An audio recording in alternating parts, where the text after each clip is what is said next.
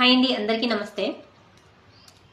మనం ఒక చిన్న విషయం మాట్లాడుకుందామండి. ఏంటంటే ఇప్పుడు జరుగుతుంది క్రైస్తవుల మీద ఒక, మీకు తెలుసు, నేను చెప్పాల్సిన అవసరం లేదు, కేసులు పెట్టడం, కొట్టడం, అవమానించడం, దూషించడం, హింసించడం ఇవన్నీ జరుగుతున్నాయి. అసలు ఎందుకు జరుగుతున్నాయి? ఈ యేసుప్రభు అన్న ఆయన ఏమన్నా తప్పు పనులు చేశాడా? ఒక దొంగ, ఒక లంగ, ఒక లుచ్చ, లేకపోతే యుద్ధాలు చేసి ఎవరన్నా చంపాడా? పెళ్లి చేసుకొని ఏదన్నా తప్పులు చేశాడా? ఆయన చేసిన అన్ని మంచి పనులే కదా. నాలో తప్పు ఉంది అని మీరు ఎవరైనా చెప్పగలరా అని ప్రశ్నించిన ఏకైక దేవుడు వ్యక్తి.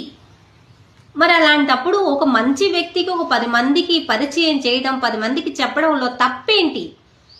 ఎవరిని చంపలేదు, ఎవరిని దూషించలేదు, ఎవరిని అవమానించలేదు. మరి అలాంటి వ్యక్తిని దేవుడులా చెప్పడంలో తప్పేంటి? చెప్పండి, మీరు తప్పు లేదు కదా.